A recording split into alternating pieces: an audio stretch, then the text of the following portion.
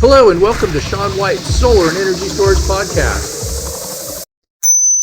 Hello and welcome to Sean White's Solar and Energy Storage Podcast. Today, our very special guest is Daniel Deuce of CIR, which stands for Clean Tech Industry Resources. And CIR does something called Development as a Service, DOS, maybe we could call it, and Construction as a Service. Maybe could we call that COS, or what? How do you say it, Daniel? Sure. Yeah. No, we usually just call it construction management or construction services, but that's exactly right. And so right now, Daniel and myself are getting ready for RE Plus in Las Vegas. Daniel is sponsoring the Power Up Live stage, and he's doing something at the Wynn Hotel. He's doing all kinds of stuff. So maybe you could just kind of let us know what's been happening, Daniel, and what are all these things that end with AS? I know that my girlfriend works in the tech industry, and she works with a lot of people that talk about SaaS, software as a service. So Right. there's all these other, I don't know, OSs is a polite way to say it.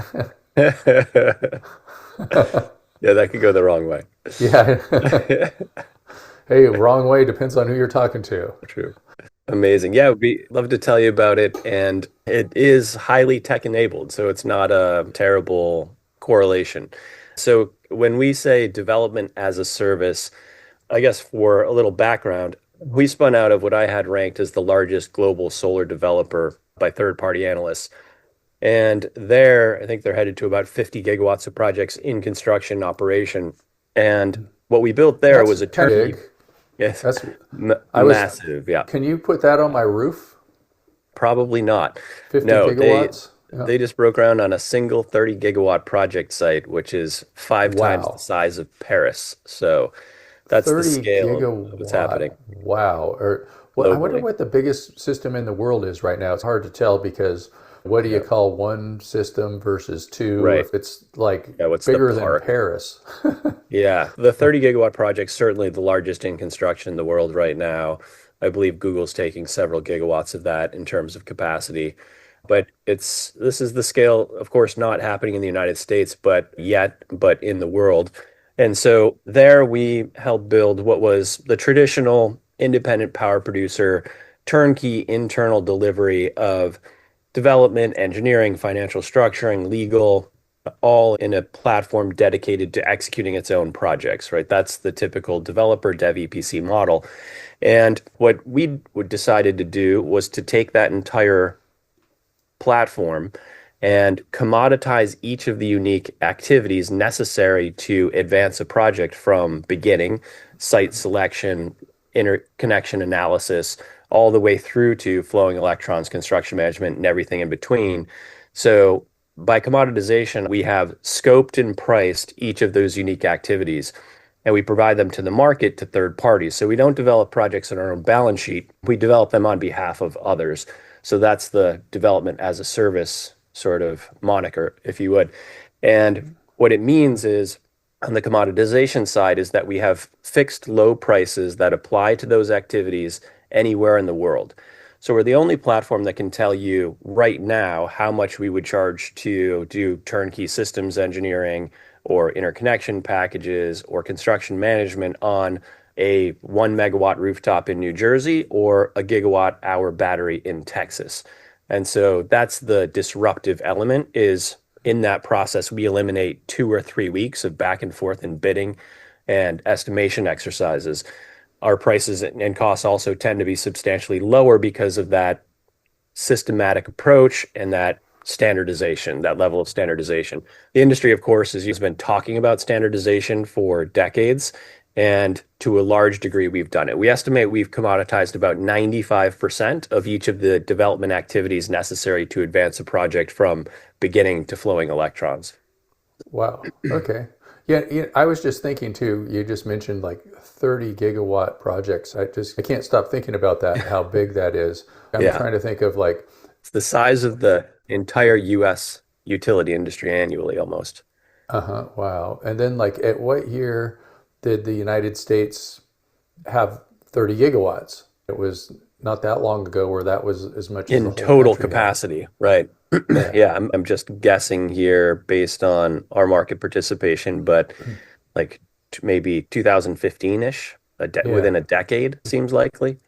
Yeah. In Wild. about the year 2000, the whole world had something like 1 gigawatt. So that's 30 times bigger than what the whole world had.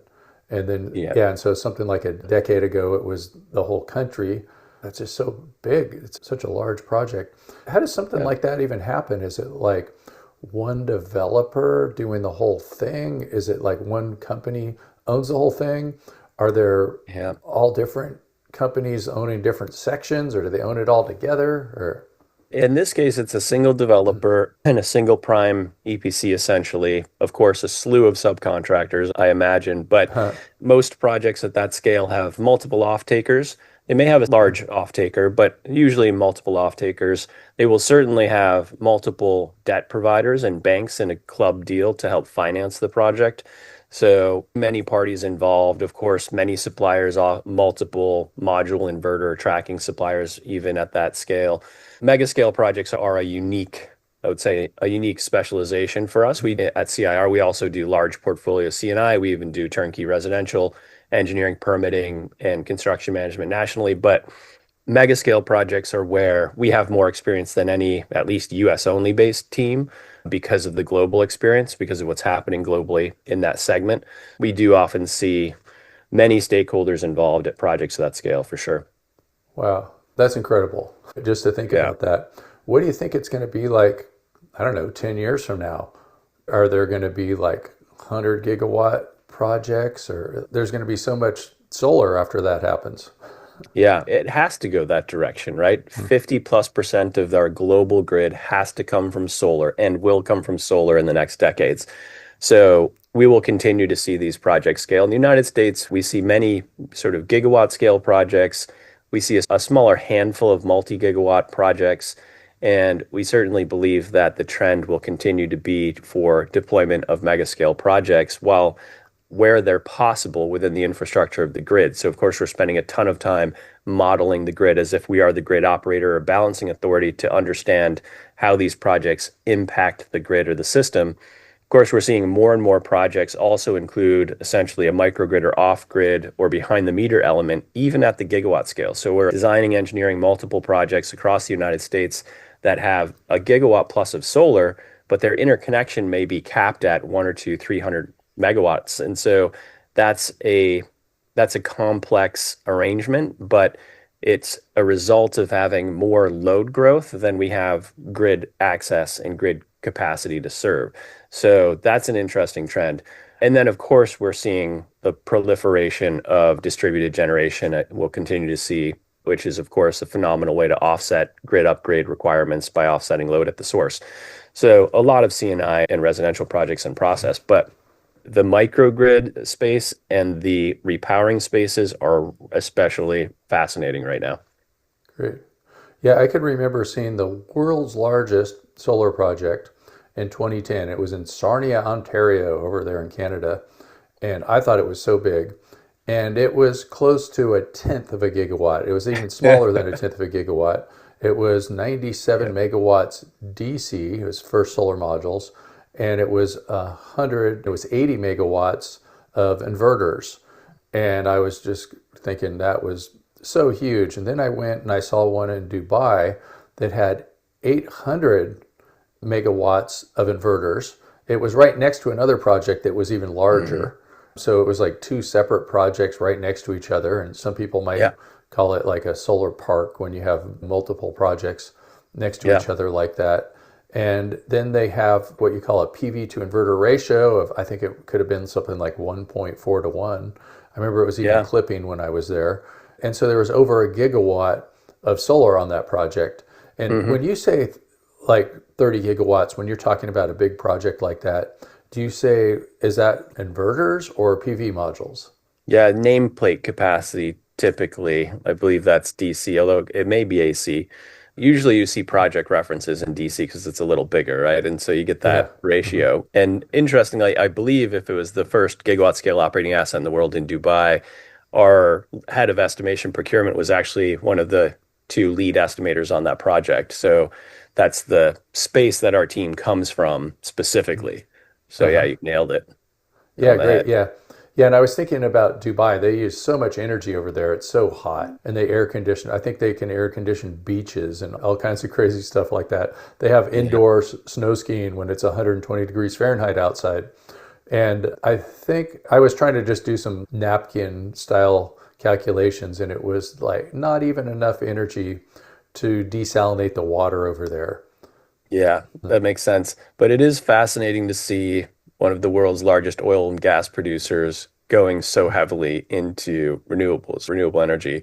I think that it's very telling that they want to Yeah. offset their own domestic production heavily with renewables and while, of course, maximizing the value of their natural resources. So I think that's a trend that in the United States, we should probably be a little more conscious of in the current moment where we're Uh-huh. headed in the opposite direction, or at least we're attempting to at the federal level. Yeah, we're headed back toward from the computer revolution to the industrial revolution. I'm like polishing up my horses because getting ready for Yeah. going the other way. My wife and I were just talking about how prescient the Amish seem to have been, in fact, by Uh-huh. still being able to live completely unindustrialized. Yeah, it's a fascinating time. Uh-huh. Yeah. Fascinating time. I think some of the Amish, I think you see them at some solar conferences. So they do Yeah. use a little bit of electricity. I'm not sure how that works, but They do, yeah, they do. And of course, hard push for conservation and independence and self-sufficiency. So it makes sense, right? That's what yeah, solar is. That's what solar plus BESS is. great, great.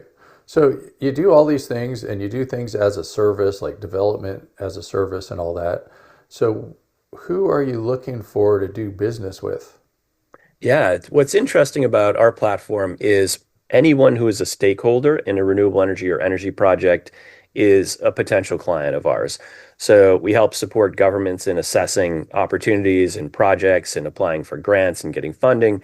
We assess developers in advancing projects from early stage to late stage, preparing projects to get to financial readiness or preparing data rooms for sale.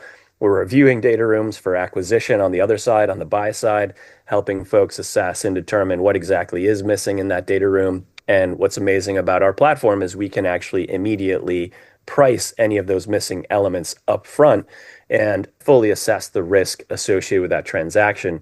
In the construction side, we're doing turnkey, of course, engineering services, system, civil, but we're also doing turnkey procurement support. We'll run a global process. We have over 60,000 vendors in our process, and we'll RFP down to inches of conduit, copper, wire, nuts, bolts. And just to help folks get highly competitive environment for every component in the array, make sure they have the best technology deployed and the best warranty in terms, turnkey legal services. So we're preparing construction agreements, asset purchase agreements, power purchase agreements, and helping folks redline and negotiate those. So we are agnostic. 80% of our clients come to us for these unique tasks as they need them based on what their core internal team does or doesn't do, or based on their bandwidth. Some of our clients can actually do all of this internally, but then they get an incremental portfolio opportunity. They don't want to say no, but they also don't have the bandwidth internally. So they use us as a safety valve. And so some of those clients, we might work on 32 projects this week and next week and then not hear from them for 2 months. And then they'll come back with another portfolio, completely fine with us. On their side, they become operationally efficient. So our clients, instead of having to hire for their absolute peak need, which of course we all did, especially in the early days of the industry when you couldn't hire and find third parties to execute in this way, then when you are waiting for a tariffs to be resolved, or you're waiting for a zoning approval, or you're waiting for a financing to close, you're carrying all that SG&A, but project work is lumpy, and so that gets expensive quickly. And then you have to start pricing that into your future deals as well. And so that is like a death spiral in terms of competitiveness. So by contrast, our clients can work with us. They can hire to their sort of core need and then use us for that flexible portion of their bandwidth, making themselves operationally efficient. And of course, that trickles down into lower cost project delivery, essentially, which means more projects pencil and hit return hurdles and can actually get built. So that's the core issue that we solve for in the industry. If you look at failures historically, it's often when folks build platforms that get out over their skis, right? In terms of run rate, volume, and applying that SG&A to the projects that get through NTP and construction. So that's always been the core issue we wanted to solve for. But in terms of client base, I'd say most of our clients are developers, especially backed by large PE funds, large family offices. So well-capitalized developers make up a huge chunk of what we do. We work for many EPCs, and we work directly for a lot of those industry financiers, making sure that they're helping make sure their projects, their acquisitions are bankable, optimized, and optimization in operation and maintenance. So anyone who is a stakeholder can come in and work with us on this commoditized basis, right? We have whichever product they need in the moment, we can execute that for them. It provides an unprecedented level of granularity in engagement and flexibility in the engagement. Great. Wow. Maybe what we could do is talk about some of the terms that you used that your average person Yeah, that needs your help might not understand, which is one reason why they sure. need your help. You said data Yeah. room. Yeah. Yep, Hmm. exactly. We're on both sides of this equation. We're Hmm. helping developers and early stage dev financiers get projects to a point where either someone is going to acquire them, step in, take over the process. It might be midstream development, could be early, midstream, late stage, and then complete the process. So the data rooms will have an entire varying degree of inclusions depending on the stage of the deal. What we do is we always assess them versus either the customer need as they dictate or against what is truly NTP or notice to proceed ready. Notice to proceed is when you have at least are completely teed up to execute construction agreements if they're not already executed. You have satisfied all of the requirements that banks will require for debt and for the tax equity financings that we require.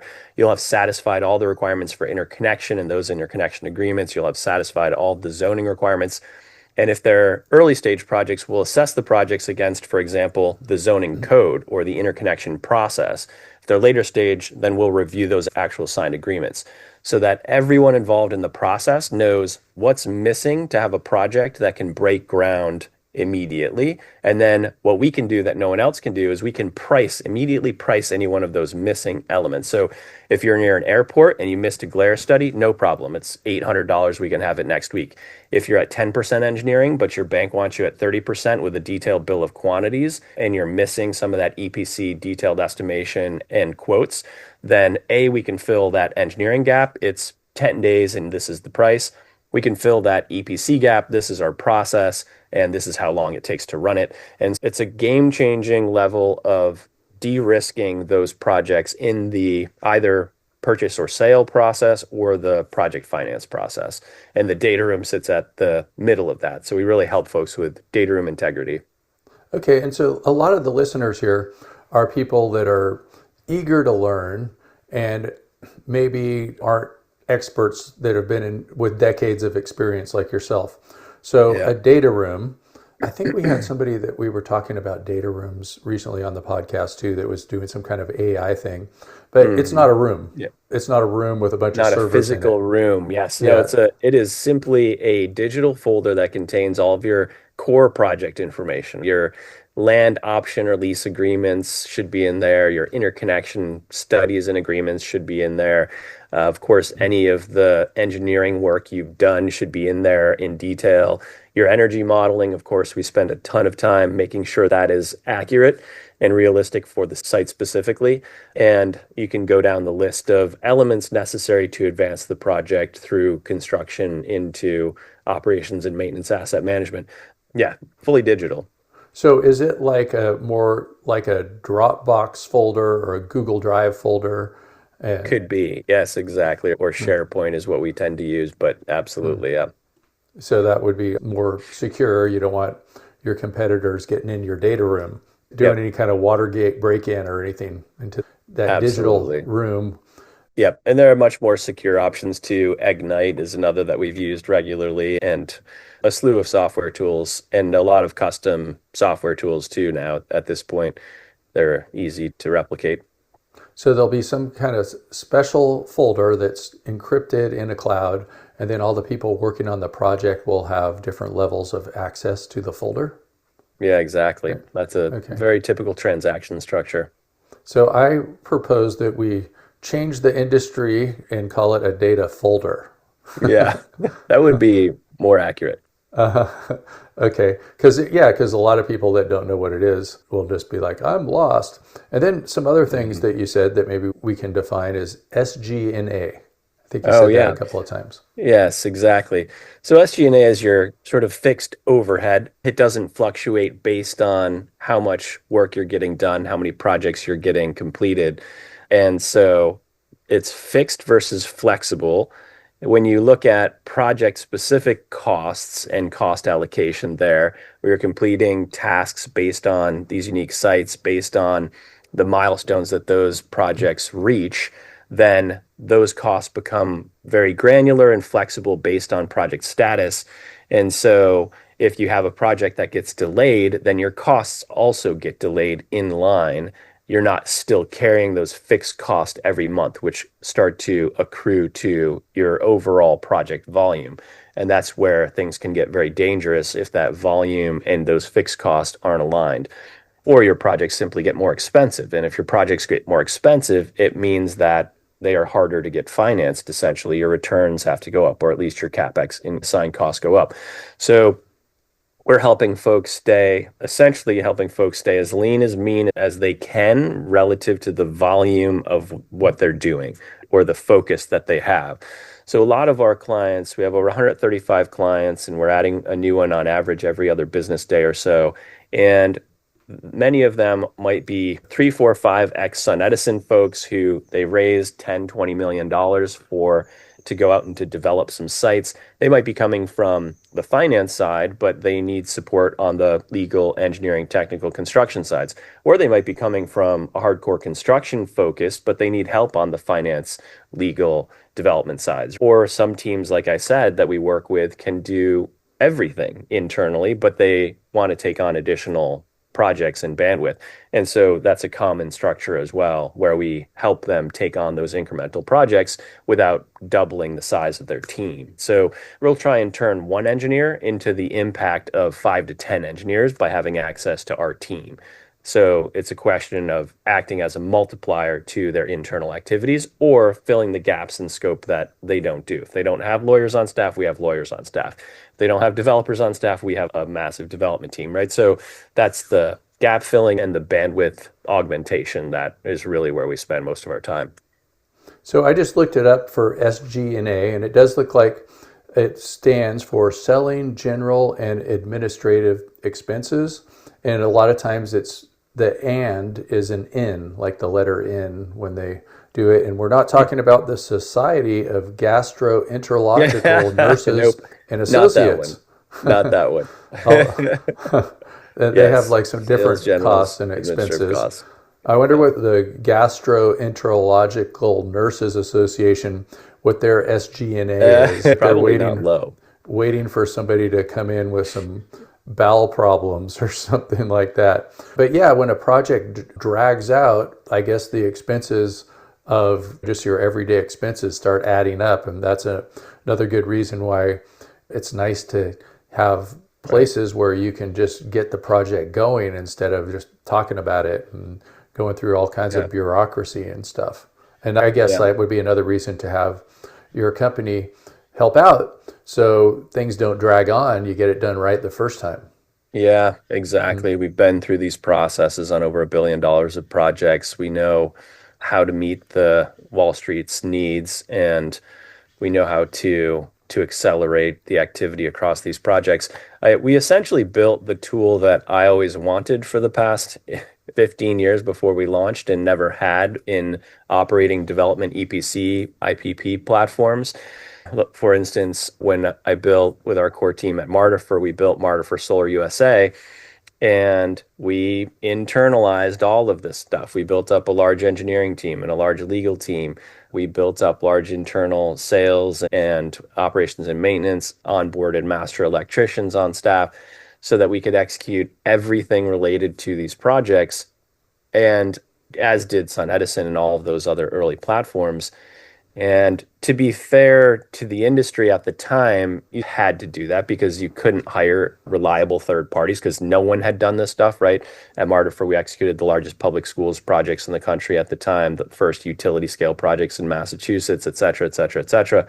And so you couldn't hire project managers or third parties who had executed them before. And so there was a degree of just downright necessity, but in retrospect, not the most efficient platform, right? It's very hard to manage across each of those different value streams. And so that's where we really focus is managing across legal and how it interfaces with the finance of the financial structuring of the project, how that interfaces with the constructability of the project, and how that interfaces with procurement and so on. That took a lot of time. It took a lot of time for us to break each of these actions down into a defined scope that could be applied universally around the world to projects around the world. We're working in now 48 states across the United States. So you can imagine to build the process and scopes that are flexible enough to incorporate and capture everything that's happening legislatively in terms of local utility processes is time consuming. But essentially, by hiring the top sort of 0.1% of talent from globally leading firms, our folks come in from Burns McDonnell, Black & Veatch, TÜV Rheinland, et cetera, and then putting them into what we believe is one of the most sophisticated software environments in the world. If it is industry software, we have an internal software AI team that's vetted it. If it's good, we have it at the enterprise level. So we have, I think we're headed to 25 different enterprise level software tools, which are often duplicative. They claim to do the same thing, but we know where they're slightly better and more capable and use them accordingly, or just different customers prefer different tools.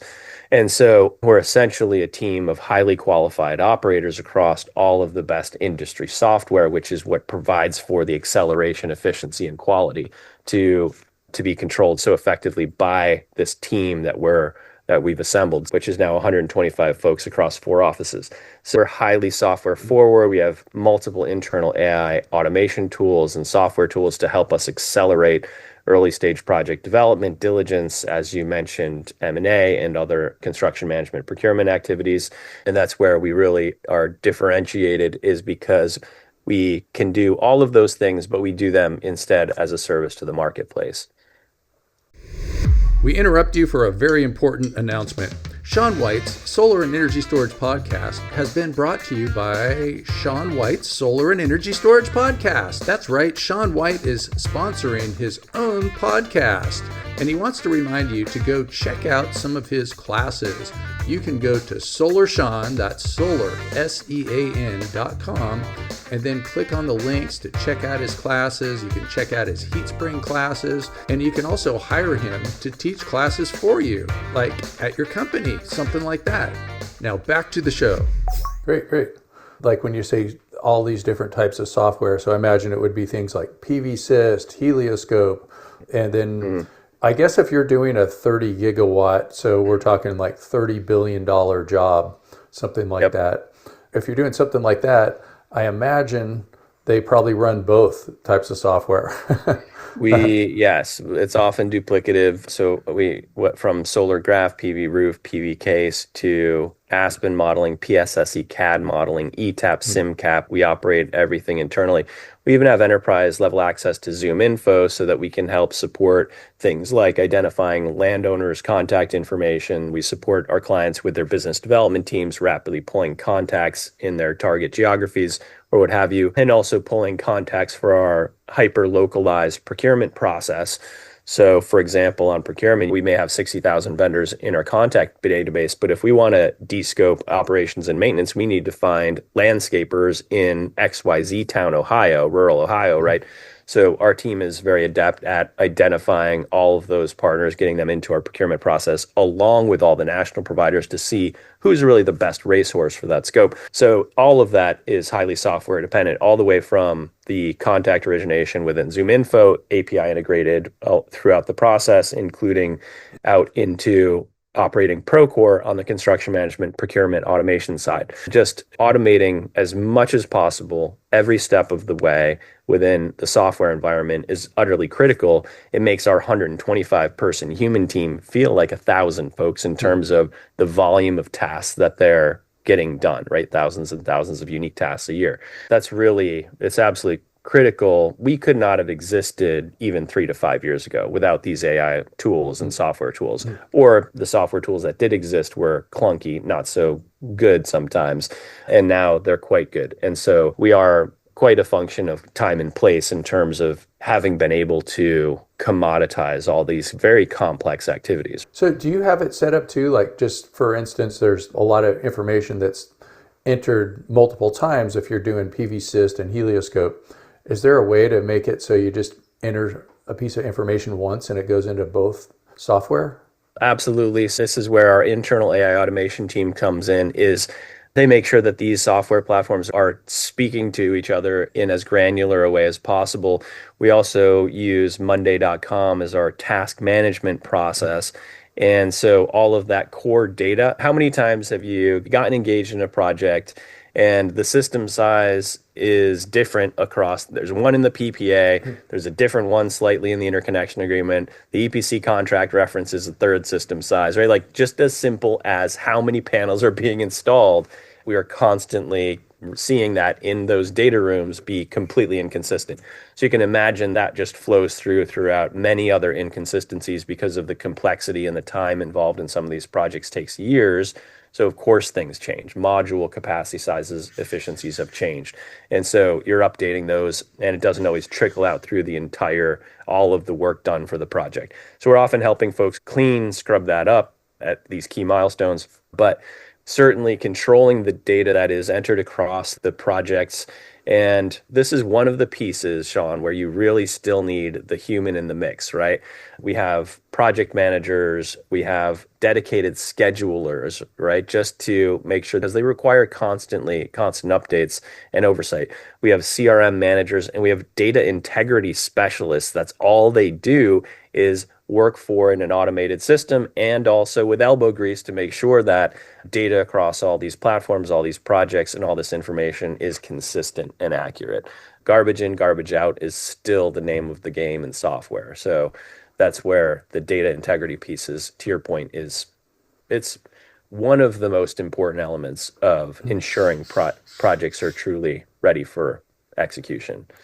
Yeah. Now, that's a job title I'm not familiar with, is data integrity specialist. Yeah. Yeah. These are folks that have made a career out of ensuring that data is accurate, that databases are properly completed and thoroughly completed, and that there's no major misses, especially those that could dramatically impact projects. But again, just even as something as basic as system size, making sure that it is universally accurate, and the thousands of other data points related to project execution, and especially when you also, as we are, including battery storage in many of these assets. So you have all of the technical elements of the solar and all the technical elements of the battery as well. You just have to make sure that all of the key points related to the project are consistent, so there are no errors in the design, engineering, construction, procurement side of things, right? That the bill of quantities is accurate. These things all flow and are interconnected. And if you don't have someone that's specifically or generally a series of people related to data integrity, then you're going to miss issues. Great. So you said that you're working in 48 states. That means that there's 2 states that are total solar losers. Let me just guess. North Dakota, West Virginia, am I getting close? I actually don't think we have anything in Alaska. I think it's Alaska and one of the Dakotas, though. I think you're right. And we have done work in all 50 states for a large recharging network, but currently active in 48, which I think is a phenomenal sign. Solar, and especially solar plus BESS, penciling even in some of the hardest to pencil regions, which is amazing. Yeah, so somewhere like in my slides, I have a screenshot that shows that North Dakota is 52 out of 50 states as far as installed solar. And I like to pick on them. And I could also tell what states are not good at solar just because of the states that I've been to. So like for 18 years, I've been traveling around to different states teaching solar classes. And there's a couple of states, the Dakotas and West Virginia. Those are the places that they haven't had me come to do any kind of solar classes or events or anything. West Virginia, under the Inflation Reduction Act, is having a bit of a moment. the Inflation Reduction Act adders they were basically made for West Virginia Yeah, in yeah. order to, there's Solar Haulers active out there and a variety of other platforms that are doing some really great work. So my guess is the invitation's in the mail, Sean. That's what Yeah, that was I that senator over there. I can't think of his name right now, but he was on the fence, and so they had to make Yep. something sweeten the deal with him over there in West Virginia. And there was a lot of Inflation Reduction Act things too for abandoned coal mines to put a solar project over where there's an abandoned coal mine and get more of a tax credit. Yeah, And we're working on those. Yep. Yeah, we're helping commission one right now. So it's definitely happening, which is great to see. Something I don't often tell my renewable industry colleagues is my great grandfather was the president of Michigan Tech University, which was a mining engineer. He was a coal mine engineer. And he helped design the coal mine exhibit at the Natural History Museum in Chicago. But I am positive, Sean, today that like he would be you. He would be a solar engineer and he would be out uh, teaching solar engineers today if he were alive today. There's not a doubt in my mind. He wanted to ensure, I imagine, that American homes had power and had the resources they need to thrive. But given the option to do it in a clean way, I'm sure that's the path he would have chosen. But yeah, that's funny, interesting. funny family Yeah, story. yeah. My grandfather Morgan White, he was a hydroelectric engineer, and he was designing turbines, and they were doing all these tests. And there's pictures of him next to these turbines that are the size of buildings, and He he's with very Westinghouse? Because Westinghouse was the early leader with the Niagara Falls projects, the uh, Niagara projects, and yeah, he's not that old, yeah, even though he's not here anymore. But he was doing stuff around 60 years ago and things like that, and earlier. Let's see, he graduated from UC Berkeley, probably, I don't know. He's born in 1909. And I remember he did have a job for Chevron or something right after he finished school. So I don't know. I'd have to go out there and do yeah, some yeah. math. Maybe Chevron was in hydro too. I don't know, but No, I think like when he got out of college, he was the oil industry. He was like over there in Bakersfield or doing something. I don't oh know yeah, exactly oil fields. what he was doing. He passed away before I got doing what I I'm had a doing chance right to now. interview him. Yeah. That's too bad. Wouldn't you die to interview your Oh, yeah, that great would be great. grandparents? And Yeah, and I remember when he had dementia, and we were sitting at my brother's cabin, and there was a Home Power magazine there, and I pulled it out, and I was like, "Tell us about this." And then when he saw some little micro hydro turbines, he was like critical of them. He's, "Oh, they built that one wrong. They should have done this differently." It's like he might not remember what he had for breakfast, but he sure knew about oh how to design a no, turbine. that's amazing. Oh Yeah, my God. Yeah, you yeah. spent so much time and focus and energy. I remember when I was a kid too, he like went to Bermuda to do something for a desalination plant to get some of the energy back because there with desalination there's a lot of pressure, and Mm, then when they released right. that pressure, he could harness it with a hydroelectric turbine. Yeah. And I think he Yeah, was run a doing turbine. stuff in the Andes and doing stuff in Canada. He was all over the world doing all that kind of stuff. I guess he was like one of the top experts in the world. I could also remember too, in fact, I have the little computer that was like a Radio Shack computer that he programmed. So I'm supposed to give it to the UC Berkeley Museum. I got to get on that. And so he made software to design, figure out what type of turbine to use and stuff. I think they made men differently back then. Yeah, my great grandfather, I think at one point he was a freighter boat captain and his boat broke down in the Great Lakes and it was going to be weeks before it could be repaired. So that he took his crew to shore and he found out using however you find out where you are at that point, and found out where he was. And then he ended up buying the land. There were no roads to this place. And so he hand built like a house there with, by bringing stuff in by boat. Yeah, I don't think I could do that, Sean. I don't think I've got that in me. I don't know. Sure. Different time and generation and Uh-huh. fortitude, different level of fortitude that I Yeah, think. we just had different amounts of time, and everybody keeps thinking like, "Oh, all this stuff's going to save me time. We have computers, and it's going to save paperwork." And then I think computers make more paperwork or something like it. They just can push a button, and then there's some huge form you got to fill out for half of your life. Yeah. And that It phones are going happens. to save us all this time and all that. And these guys were just out there using their toenail clippers, figuring out how to build a house. Yeah, exactly. Exactly. Yeah. It's wild. It's wild Uh-huh. how Yeah. times have changed and how quickly. And of Uh-huh. course, when you look forward, it seems like that rate of change is only accelerating, which is amazing. Yeah. So we're spending a lot of time on robotics right now to help integrate from the software tools we're using to how we can obtain better, faster, lower cost site conditions and mapping and digital twin creation on the as-built side. And so What's that digital twin creation? yeah, imagine where we're headed is we will be able to, we're already deploying LiDAR-based drones anywhere USA for site assessment, but you can't get under trees and ground cover. And so like a quadruped or other robot that is also LiDAR enabled can do something like that, both at the front end and at the back end when the system's operating, can thermal image the system, right? A robot can take millions of photos in the span of a some hours site visit. It would be very hard for a human to do that. And can thermal image and LiDAR scan. They can scan the module barcodes into place, you know exactly where all your panels are.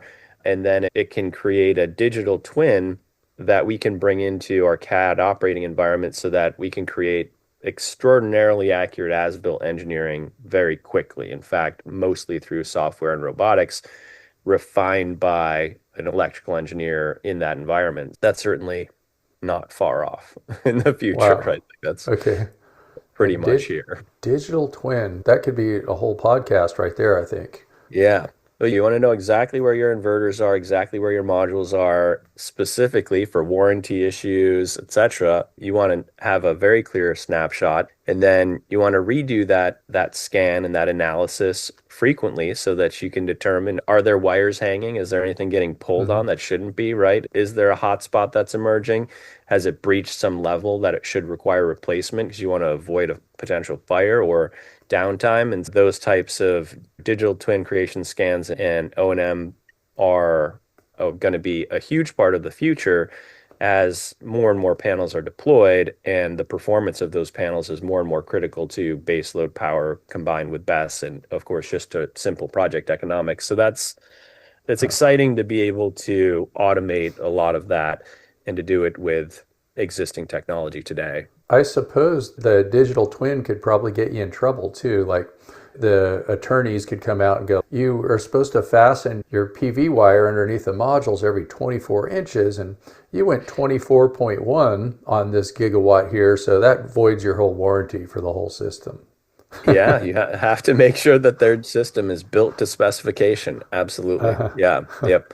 And this is where our construction management process comes in very handy, right? When we uh, deploy licensed USPEs to job sites to compare our engineering packages versus what's happening or happened on site, preferably during construction. mm, We send folks to site and put together those QAQC reports to ensure that developers, owners, IPPs don't run into exactly scenarios like you're talking mm, about afterwards, because like we all know, rework is the death of the economics mm, of a project. So you have to avoid it. And certainly losing your insurance coverage or your warranty coverage because you've failed in some way in executing the project. We have $10 million of professional liability coverage. Like, you want access to that. You want to make sure that if there's any issue, you know exactly where the fault lies and where the liability lies, and act accordingly. You do not want to be failing to integrate systems that comply with our stamped engineering, for sure. I Yeah. suppose you probably have either a team of attorneys or attorneys that you Yeah. work with or both. Internal legal team. Yeah. And that could be very important too, because if somebody just goes out there and hires an attorney, they have to go learn about everything. And Hmm. you'll find Yeah. any attorney and you go, do you know about power purchase agreements? And if you ask a divorce attorney, they'll be like, oh yeah, I'm an expert. Yeah.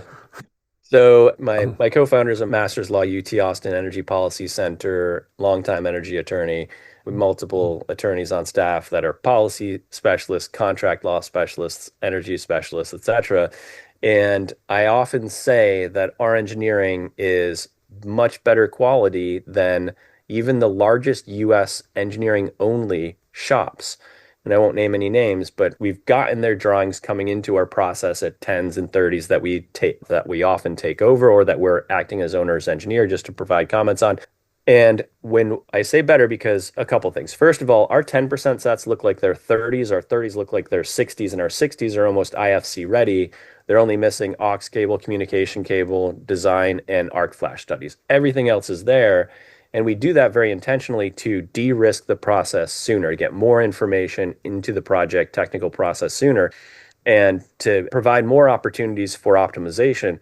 And then what we found is we do not just put an engineer on our engineering engagements. We put a lawyer and a developer, and if necessary, depending on the documents and the project, a financial analyst on an engineering team, right? Which, if you look at these engineering only shops, it's engineering, which is great. They're amazing at what they do, but they don't necessarily know how to read the terms and conditions of a power purchase agreement or a zoning agreement or an interconnection agreement, even. There are a lot of nuance. So I've been toying with them like we should go with the term like lawyeneering, because Uh-huh. oftentimes we're lawyeneers. Because if you look at a construction agreement, it's 70%, 80% technical content, and it's 20, 30% legal content, and they have to be intimately integrated. And so I've always wondered why folks hire two separate organizations to do engineering and legal, because they're so intimately involved. It's always felt to me, and I've been on the other side of Sure. this as a client and Yeah. just had terrible outcomes of billable hours. And where's the product? Is it done yet? No, it's not done yet. We're still working on making the lawyers and engineers talk to each other. I Um, got a great idea. You can have those lawyers take my NABCET PV associate class, and then yeah, that will give them just the basic knowledge. I think everybody in absolutely. the industry should have just the basic solar knowledge that you could Agreed. get by Absolutely. taking a Oh, class for a week. 100%. Anyone on our team, if we almost always hire, to be fair, from longtime industry folks, right? 5, 10, Hmm. 15 years experience. If we don't, though, if we hire from an ancillary industry, all of them have to go through like learning all of the language. We have a CIR university, and they have to go through that. But as a corollary, when I first got into renewables, I wanted to be focused on the financing element. My first large role was for a large organization was as CFO. But in order to get there, the very first thing I did, Sean, was I looked for a project that was in construction in the US. And this was like 2006, 7. There were not many projects in construction. Found one in Las Vegas, and I found out who the EPC was, and I called them. I was like, "Can I come help you with labor?" And they're like, "No, like we've got our crew, we're all set." And I was like, "No, for free. I want to come and carry panels and inverters around to Uh-huh. be like really literally feel the technology, see the technology." And Uh-huh. that's what they're like, "Okay, you want to come work for a week for free?" It wasn't Um, that Nellis Air Force Base, was it? no, this was a small, less than 100 kilowatt church carport project. It was like That would have been 60 considered kWs. big back then, It was 2006. big. Yeah, it was Yeah, I was big. just thinking like you've been working on these 30 gigawatt projects. That's probably how much was in the whole world in 2006, Oh, something like more that. than, yeah. Yeah, by Yeah. probably a fact, an order of magnitude, yeah, or Uh-huh. multiple. Yeah, that was the nature of Yeah, the yeah. industry back then. I remember at my first solar fight night, I'd signed up 100 kilowatts for the city of Santa Monica, LA, and everyone was like, "Oh my God, like 100 kilowatts, how are you going to get the panels? How are you going to get it built? Like, how are you going to execute this 100 kilowatt project? That's enormous." And of course, now that's every second we're installing 100 kilowatts, Solar roughly. Fight Night reminds me of Fight Club with Brad Pitt, the movie.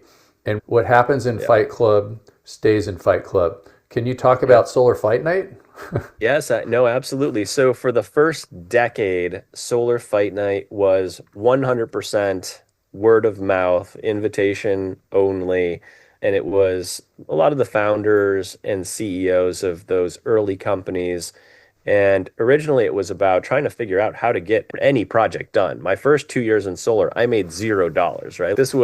These were hard times. And we didn't know what we were doing. Let's just be very clear. No one had ever done a lot of this stuff before. We had no clue what we were doing. And so we wanted an environment where folks could get together at the senior executive level and talk openly about like how are we going to solve this challenge, either on the project level or as an industry. And we still do that. Monday night at RA Plus, we're going to get that senior team of our Solar Fight Night sponsors and senior executives in a room and talk about the greatest challenges we face and how we can collaborate to solve them.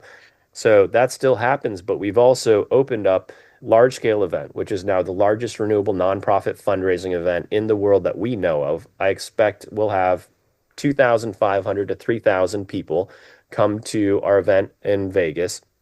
We're going to raise as much money as we possibly can. If we sold out tickets this year, it'd be about $600,000. And then we deduct the event costs, which in this case, probably around 400K, 450K. And then we apply the rest to promoting the industry. I wish that we were raising 10x what we're raising, but we do the best we can. We've got absolutely phenomenal sponsors this year. Shoals took the headline sponsorship, our champion sponsorship. Verigy's there with CIR as a heavyweight sponsor. And so we really want to get the folks in a room, first of all, just to celebrate. It can be a grueling year, right? You're reading headlines about how stupid humanity is and the idiotic things that we're doing. It can be like, it can grind you down. So first of all, let's not forget that there are thousands of people in the world putting in the good fight and extremely passionate about doing the right things. And that alone is extremely energizing, at least personally for me. I walk out of it very renewed for the fight for the year ahead. And the name comes from the fact that it has always been a struggle, Sean. Like in the early days, we didn't have any customers. We had zero customers and no economics were working or penciling on our projects. Then we got the cash grant and we had solid economics, access to capital for that reason, and the incentives. And then we had some customers. Then we had projects, and then we didn't know how to build them, right, or engineer them. And so then we needed folks like you to help go out and train the industry up and get talent in. And we obviously still have massive challenges. Now it's misinformation and the absurd amount and tenor of that misinformation. And we still have, of course, tariff issues, global supply chain issues, still plenty of challenges, and it's still a fight. And so that's the genesis of the name. We do not actually fight, although we do have a boxing ring, so folks can go in there, take some pictures. And this year, folks should keep an eye out for it's heroes and villains. Some of my favorite villains include Tariff Man. He's going to run around and give folks tariffs like, oh, your shirt's too red. That's a tariff, right? What? Just arbitrary, right? As it is in real life. We're going to have grid access, which is a real problem. Grid access is going to be a woman who's an actress that's going to walk around like a really old lady with a cane and say, oh, did you need something, honey? Oh, that's going to be 5 years. She's going to be well behind the pack, very slow moving. And then we're going to have misinformation is also going to be a supervillain. And they're going to, I think, run around and hand out just some of these absolutely insane comments that we see in the public sphere, right? Solar is junk. So it's still a fight. And we love the cause. This year, we bought cleantechfactcheck.org a couple weeks ago. We hired our first analyst. We're compiling a database of some of this misinformation and these myths that are out there, like carbon pollution is plant food, and so it must be good for us. No, actually, if you take the entire consumption of carbon globally by plants in the summer bloom, northern and southern hemisphere combined, we are putting out as a species that much carbon every 36 months. So the plants don't need any help, okay? Let's just be clear. Carbon pollution is absolutely bad for us. And think about the volume of that carbon. We're putting out as much as all plants in the world consume to accomplish all of their summer bloom. And so we're going to launch this database on solarfightnight.org. And we're going to hire up a social media team, I hope, if we raise enough cash to go out and start responding in line to some of these really bizarre misinformation items that have caught fire for whatever reason. It's not going to be political, Sean. It's just going to be factual. I see your comment here. Here are the facts, right? Here's the reality of the situation. You can choose to ignore it if you want to, but let's make sure that we're in the conversation as an industry. There's only so much you or I can, there's only so political that we can get. There's only so much we can do, and it takes time and energy to be out there. So Solar Fight Night is going to try and apply some of that bandwidth and to try to make sure that the voices in the industry are amplified in the right way. So it'll be a very fun event this year and hopefully very impactful. Great, great. And it's good to have fun with it too. Like all the stress that people are giving with their fake facts and all that kind of stuff, to like how you're just people are dressing up in costumes and all that. I like how you're doing that. Yep. Yeah, absolutely. Wind is going to be represented by a performer on a sway pole, and she's going to have like long streaming hair, and there's a solar goddess every year that's 12 feet tall, massive sun mask and headdress. And if you don't celebrate the work, then it's just easy to get stuck in the weeds and burned out. And I think most of us, and I know you're in this category, are mission first. And then it's how do we accomplish that mission? And the mission is as we know, because we understand climate science, because we've done the research, is critical to the species. It's existential to our species. And so let's not forget that. Like that can't be something that we lose as a culture as we grow, in my opinion, anyway. Great. That sounds like a lot of fun. Solar Fight Night, and it's invitation only. And You can buy tickets right now, solarfightnight.org. We've opened it up to everyone who's passionate about the space. There's still a lot of senior industry leaders, industry OGs. Jigger Shaw was there last year. We threw him a little birthday party. Abby Hoppers, you can find her on the dance floor almost every year. I think Roan Resch in his last year, he shut the party down. His last man there. So a lot of industry OGs are there with their teams. It's a phenomenal team building exercise. We still have some VIP tables left. A lot of folks will pick up a VIP table, 2 or 3, and get their teams together. Again, let's remember here that there are a lot of good people in the world doing the right things, fighting the good fight. And let's celebrate that and make sure that they all have each other's business cards, that they're connected so that when these issues arise, they know who to reach out to, how to solve that problem. They have the contacts to get it done. That's really the core of Fight Night. Making the connections that can help get projects done is key. Is there any talk of doing like a Solar Fight Night in a different country? You have Intersolar, or and other the events. Smart RE, Yeah. things like Yeah. that. Next year, I hope to go from our sort of flagship RE Plus event to 5 or 6 events nationwide. So this year we hired for the first time a full-time event coordinator manager who's done a phenomenal job at leveling up the organization. We filed as a 501c3. This year, we got our website completed so we could internalize ticketing. Last year, we paid Eventbrite like $19,000 for their ticketing, which is silly. I would much rather give that to the nonprofits that we support. One of the nonprofits we're supporting this year I'm extremely excited about is Run on Climate. Run on Climate is identifying climate-forward mayoral candidates, county government candidates, where project approvals and climate policy are happening on the ground, ultra local. And they're not focused on like Manhattan, right, which is going to be a grinded out race. They're focused on these rural communities, suburban communities around the country where the fight's really happening, and these elections are often determined by a handful of votes.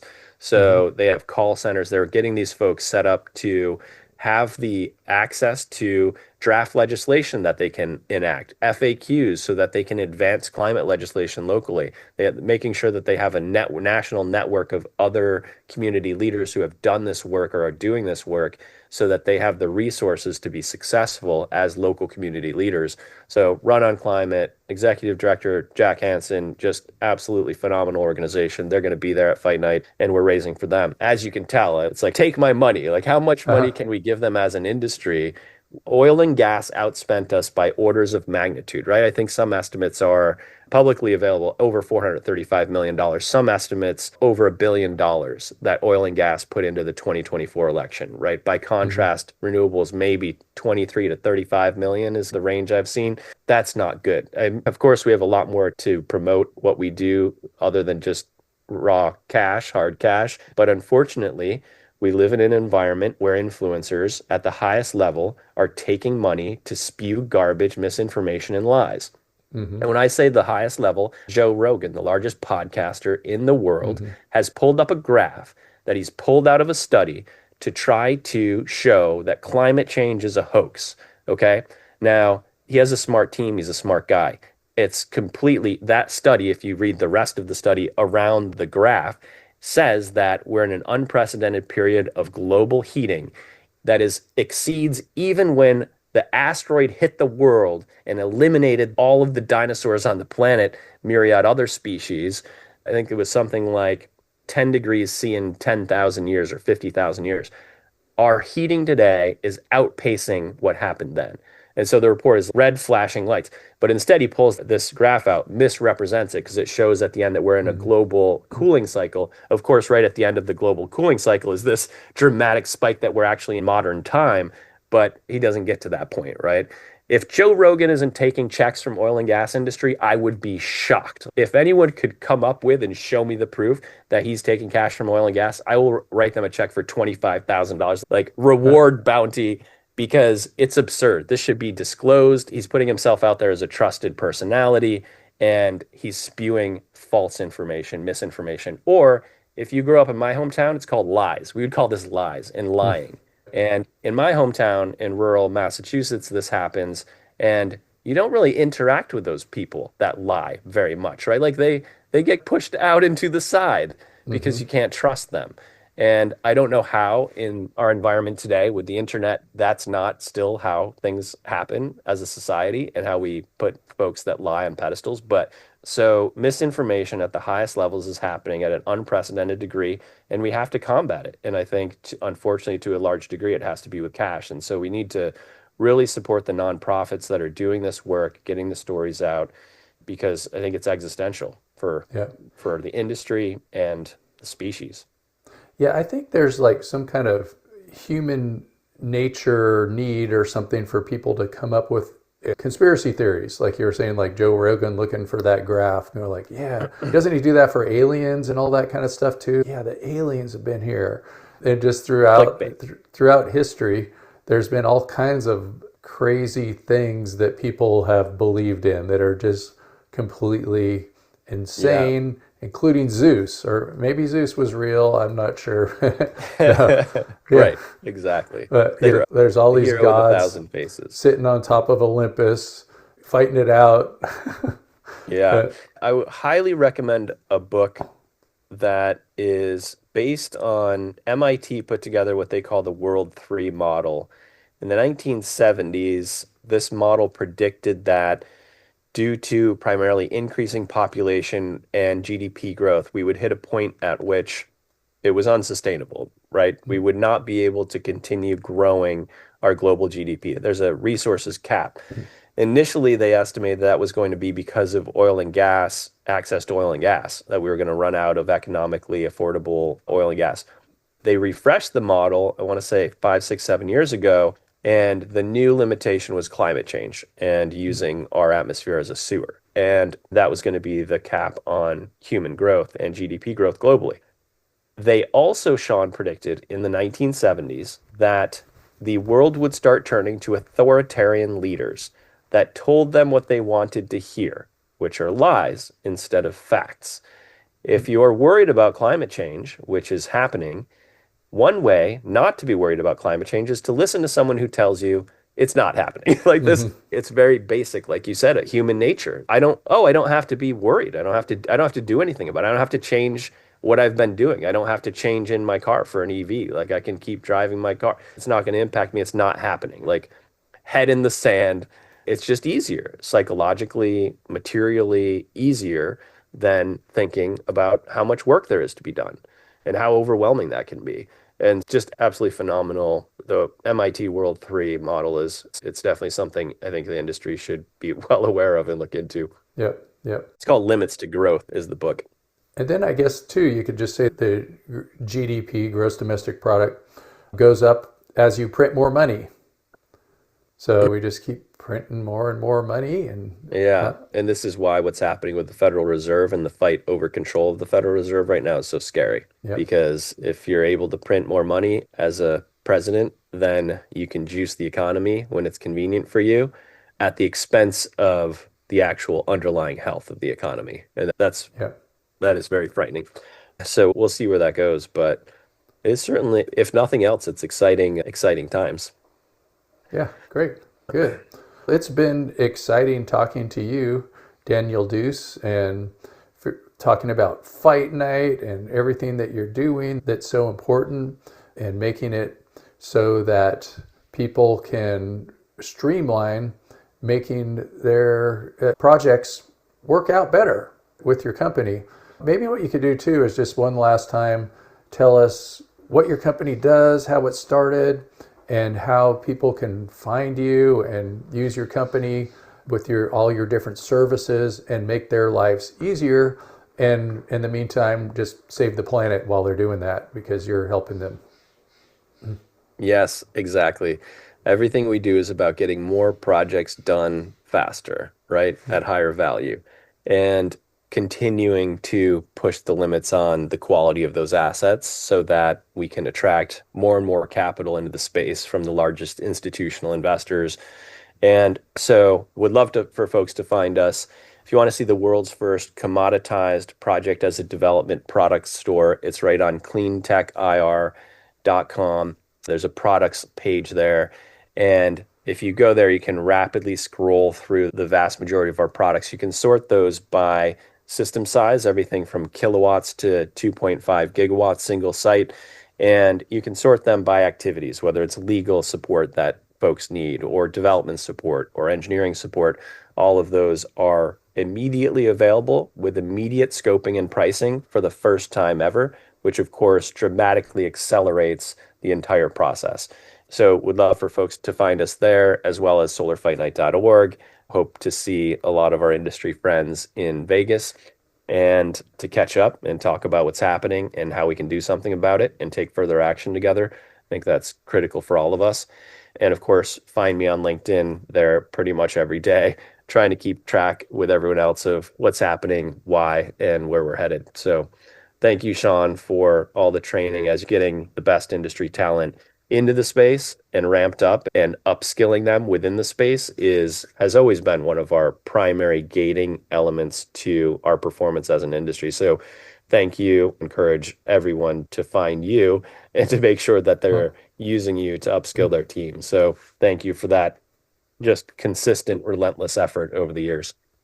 Thank you so much, Daniel Deuce. And if anybody wants to get a hold of Daniel, they can look in the show notes. We'll have all kinds of good links there to find everything out. You could also find them at one of these fight nights, at one of these RE Plus conferences. And thanks for listening to Sean White's Solar and Energy Storage Podcast, where you can go and find out how to educate yourself, to make yourself resilient. And if you take all of my classes, I bet you Daniel would hire you if you need a job too. Yeah. We're looking for, we just hired a civil engineer this week. We're looking for project managers. We're looking for marketing communications folks. We're looking for sales folks. So please reach out. Yeah, and especially if you're an attorney looking to get into renewable energy, you got to take the NABCEP PV Associate exam and get yourself some credential so you know the difference between power and energy. There's too many people out there in the solar industry that don't know the difference between power and energy. So if that's you, make sure to get yourself a NABCEP credential, and see you around, everyone. Woo!